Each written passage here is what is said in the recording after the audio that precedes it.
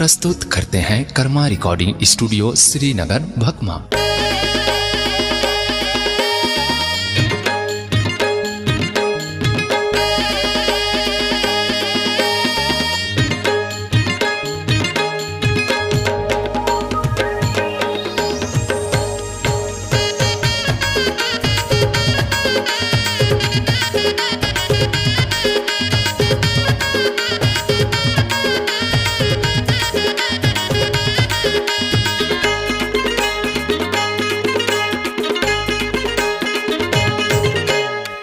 चमक उधर गढ़े जगा भैया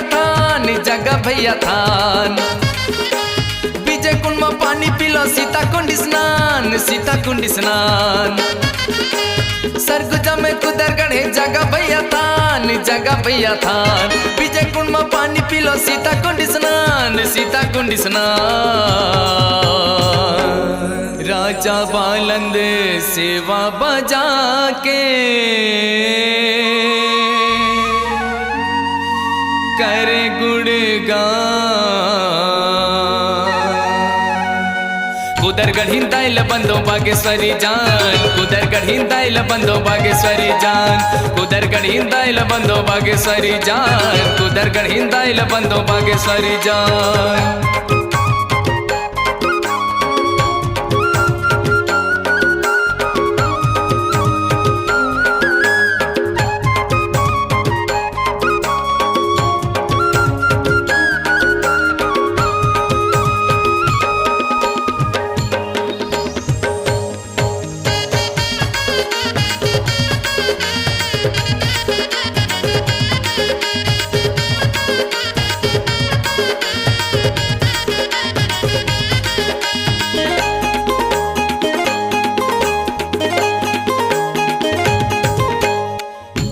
कृपा में झगड़ा ला मिटाते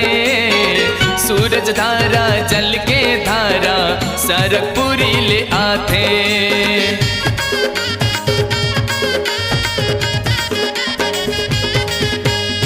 तोर नाम के रागी रागिनी बागेश्वरी भाते सात सुर और 36 रागी तोरे महिमा गाते सात सुर और 36 रागी तोरे महिमा गाते राजा बालंद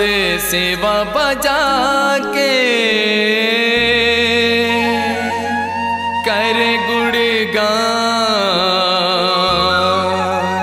कुदर गढ़िंदाइल बंदो बागेश्वरी जान कुदर गढ़िंदाइल बंदो बागेश्वरी जान।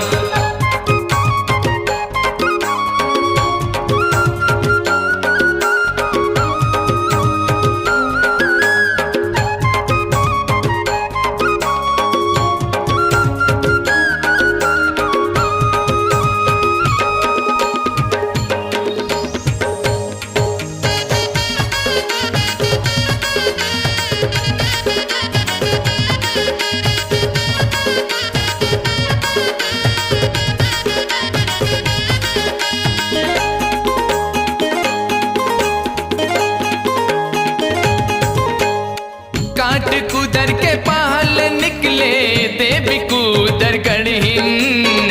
जहाँ जाए पर रास्ता बने 1001 सीढ़ी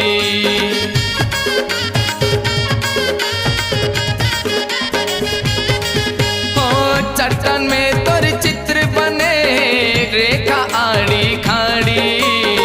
कोनो चढ़ाए लाली चुनरी कोनो लाली साड़ी कोनो चढ़ाए लाली चुनरी